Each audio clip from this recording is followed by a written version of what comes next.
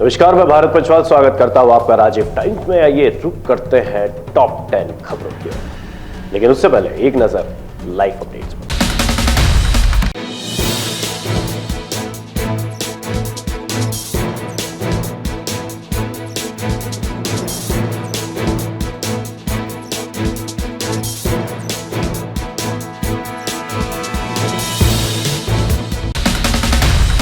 और अब खबरें विस्तार से।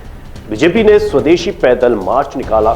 यह आयोजन इंदौर में महात्मा गांधी और लाल बहादुर शास्त्री की जयंती के उपलक्ष्य में किया गया। इसमें बीजेपी के वरिष्ठ नेता, नगर पदाधिकारी और कार्यकर्ता बड़ी संख्या में शामिल हुए। मार्च के दौरान स्वदेशी और स्वच्छता का संकल्प किया गया। कार्यक्रम की शुरुआत लाल बहादुर शास्त्री प्रतिमा स्थल से हुई, जो गांधी प्रतिमा रिगल टाकिज चौराहा तक चली। दोनों महापुरुषों की प्रतिमाओं पर माल्यार्पण कर उन्हें श्रद्धांजलि दी गई। इस मौके पर बीजेपी नगर अध्यक्ष सुमित मिश्रा ने संबोधित किया। उन्होंने कहा कि पीएम मोदी के नेतृत्व में गांधी जी के स्वच्छता और स्वदेशी के विचार को देश भर में जमीन पर उतारा गया है।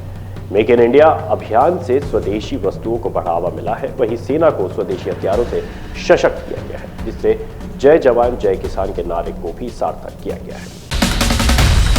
आपराधिक तत्वों पर नकेल कसने क्राइम ब्रांच पूरी तरह जागरूक है। क्राइम ब्रांच ने अरशद व आमिर को गिरफ्तार किया। ये दोनों आरोपी चंदन नगर इलाके के इंदौर के रहने वाले हैं। आरोपियों को कब्जे से 23 ग्राम ब्राउन शुगर जब्त की गई है, जिसकी अंतर्राष्ट्रीय कीमत 2,30,000 रुपए आंकी गई है। आरोपियों को मालवा रेडीमेड क्लस्टर के पास MR4 रोड इंदौर से गिरफ्तार किया गया है। पूछताछ में आरोपियों के सस्ते दामों पर मादक पदार्थ खरीदकर इंदौर शहर में नशे के आदी लोगों को अधिक दामों पर बेचना कबूल किया है। मामले में पुलिस जांच कर रही है।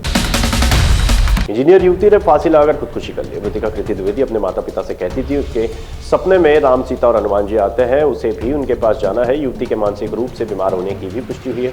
मृतिका इंदौर की एक कंपनी में काम करती थी। वह 20 दिन इंदौर में तो 20 दिन भोपाल में रहती थी। पिता वल्लभ भवन में स्वास्थ्य विभाग में पदस्थ है। वैसे तो आज शाम के समय रावण दहन होना है, पर नशे में कार से आए इन युवक युवती ने सुबह सुबह ही रावण का दहन कर दिया। यह मामला बाग मुगलिया इलाके का है, जहां ग्राउंड में खड़े रावण को इन नशेड़ियों ने आग के हवाले कर दिया। इससे क्षेत्र में तरह तरह की चर्चा हो रही है। हालांकि समिति ने डायल 112 को सूचना दे दी है। मामले में जांच की जा रही है। दशहरा पर्व से पहले अखिल भारतीय युवा ब्राह्मण समाज ने रावण दहन का विरोध किया। समाज के सदस्यों ने एक बार फिर रावण दहन पर प्रतिबंध लगाने की मांग की है। समाज के सदस्यों ने दशहरा मैदान पर रावण के पुतले के सामने पहुंचकर नारेबाजी की और अपने साथ लाई काली पट्टियां फोड़कर विरोध जताया। इस प्रदर्शन में महाकाल मंदिर के पुजारियों सहित अन्य समाज के प्रतिनिधि भी शामिल रहे। मुख्य आयोजनों से पहले अखिल भारतीय युवा ब्राह्मण समाज के कार्यकर्ता दशहरा मैदान पहुंचे। उन्होंने यहां रावण के पुतले के सामने रावण के जयकारे लगाए और फिर काली पट्टियां फोड़कर रावण दहन रोकने की मांग की। संगठन ने अल्टीमेटम दिया कि यदि रावण दहन बंद नहीं किया गया तो आंदोलन को देशव्यापी स्तर पर किया जाएगा। संगठन का कहना है कि रावण दहन मनोरंजन का साधन बन चुका है, जबकि यह ब्राह्मण समाज के अस्तित्व और सम्मान पर चोट है। उधर महाकाल मंदिर के महेश पुजारी ने भी इसे शस्त्र सम्मत नहीं बताया। उन्होंने कहा है कि ब्राह्मण समाज को न्याय मिलना चाहिए।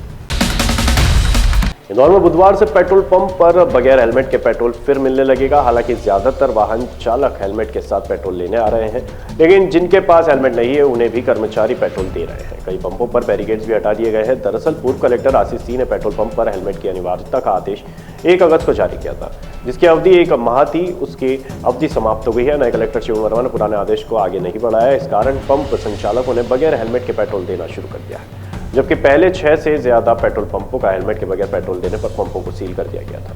लेकिन बुधवार को पेट्रोल पंपों पर सभी को पेट्रोल दिया जा रहा था। माना जा रहा था कि इसे लेकर आदेश फिर आगे बढ़ाया जा सकता है, लेकिन बुधवार को भी हेलमेट की अनिवार्यता की अवधि को बढ़ाने का आदेश नहीं आया। इसे लेकर लोगों में चर्चा है। इसे कहते हैं 4 दिन की चांदनी और फिर अंधेरी रात। दिल्ली के जैतपुर कालिंदी कुंज रोड पर स्पेशल सेल की टीम ने मुनव्वर फारूकी की हत्या की साजिश रचने वाले 2 शूटरों को गिरफ्तार किया है। गिरफ्तार अपराधी राहुल और साहिल हरियाणा के पानीपत और भिवानी के रहने वाले हैं। राहुल दिसंबर 2024 में यमुनानगर में हुए ट्रिपल मर्डर केस में शामिल था और फरार था। दिल्ली पुलिस ने GTB अस्पताल दिलशाद गार्डन के assistant professor doctor Mohammad Shakir Naeem को गिरफ्तार किया है। उन पर MMBS स्टूडेंट का शारीरिक उत्पीड़न और छेड़खानी के आरोप लगे हैं। मामला 26 सितंबर 2025 को सामने आया, जब पीड़िता ने पुलिस स्टेशन में PCR कॉल कर घटना की जानकारी दी। महिला डॉक्टर ने बताया कि डॉक्टर मोहम्मद शाकिर नईम ने पूरे अस्पताल परिसर में शारीरिक रूप से परेशान किया और छेड़छाड़ की, और पुलिस ने कहा कि मामले की गहनता को देखते हुए अस्पताल प्रशासन से भी सहयोग लिया जा रहा है। यह घटना अस्पताल परिसर में सुरक्षा व्यवस्था और महिला स्टाफ की सुरक्षा को लेकर गंभीर चिंता का विषय बनी हुई है। महाराष्ट्र में भारी बारिश ने किसानों की फसलों को तबाह कर दिया है। नांदेड़ के निवृत्त कदम के 3 एकड़ सोयाबीन की फसल पानी में बह गई। साहूकार और बैंक के कर्ज और परिवार के गुजारे की चिंता में उन्होंने खुदकुशी कर ली। मरने से पहले उन्होंने एक खत भी लिखा। निवृत्त कदम की खुदकुशी के 12 घंटे के भीतर ही उनके पिता सताराम कदम का भी निधन हो गया। इंदौर के तुगोगंज इलाके में इंद्रप्रस्थ टावर चौराहे पर बुधवार देर रात एक खतरनाक सड़क हादसा हो गया। तेज रफ्तार कार ने एक टैक्सी को टक्कर मार दी। कार में कुछ युवतियां सवार थी जो घटना के बाद मौके से फरार हो गई। तुगोगंज पुलिस के मुताबिक टैक्सी ड्राइवर वसीम खान निवासी खजराना चला रहा था। वसीम के मुताबिक टक्कर के बाद जब उन्होंने कार में देखा तो उसमें युवतियां सवार थी। वसीम ने जब तेज रफ्तार से गाड़ी चलाने की बात कही तो वे घबरा गई और तुरंत अपने परिचितों को कॉल किया। कुछ ही देर में दूसरी कार आई और सभी युवतियां उसमें बैठकर मौके से भाग चली गई। घटना की सूचना मिलने के बाद काफी देर बाद पुलिस मौके पर पहुंची और दोनों कारों को थाने ले जाया गया। पुलिस ने बताया कि टक्कर मारने वाली कार अतुल गिंजीवाल के नाम पर रजिस्टर्ड है। इस हादसे में वसीम की कार में बैठी सवारी को मामूली चोट आई है। प्राथमिक उपचार के बाद वह दूसरी टैक्सी से अपने गंतव्य रवाना हुआ। और फिलहाल के लिए टॉप 10 खबरों में इतना ही। ताजा तरीन खबरों के लिए देखते रहिए राजीव राय।